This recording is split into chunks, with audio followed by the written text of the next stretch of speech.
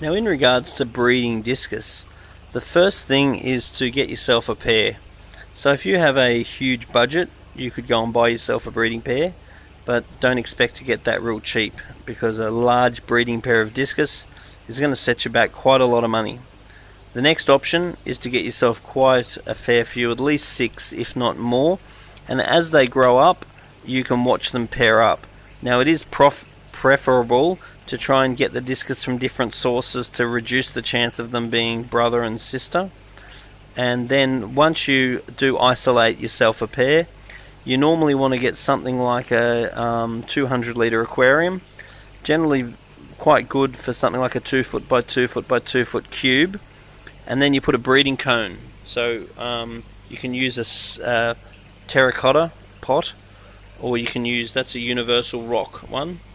There's various different vertical medias or vertical surfaces that you can provide for your discus. Then you want to put a sponge filter in it, a generously sized sponge filter. You don't want to put in like a power head or anything that's pump driven, because when the babies actually come, you don't want them to get sucked up. Then you put your male and female into this new aquarium. Assumably you've got a nice display tank where you've grown them up in the meantime. So put them in like at least a 200 litre tank with very good aeration and somewhere for them to hide. It's good to have somewhere they can tuck away behind, whether it be some fake plant or something they can feel safe in.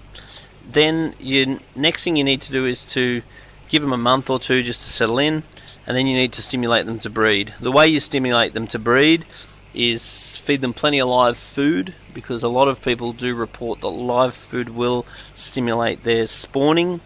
You also want to do some large water changes, because large water changes will stimulate their spawning, so the temperature and the pH might change slightly. And sometimes maybe you change it slightly up, maybe you change it slightly down, but the change is actually what stimulates the spawning. Then you, when you see them actually spawn, then it's a really beautiful sight, because you will see the pair, and then the eggs will get laid on a vertical surface, and then they'll look after them. And a lot of people put a little bit of antifungal medication in the water to help make sure that the eggs don't go fungus during this time. And then when the eggs hatch, then they'll feed off the parents. So the parents actually release a milt which the fry feed on, and it is really, really beautiful to watch. So I would say discus are one of the most rewarding fish to breed.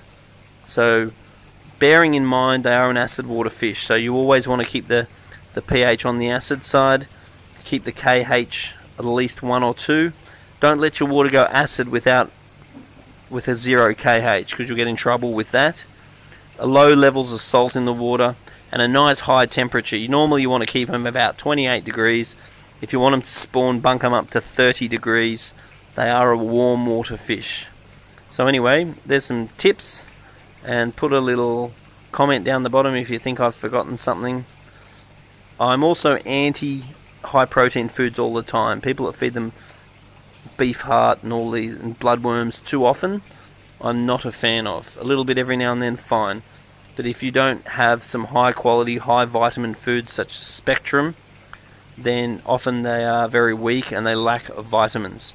So if you think I've forgotten anything in this little spiel, put a little comment down the bottom, and if I can encourage you to breed discus, then go for it, because they are a spectacular fish to breed. Visibly gorgeous.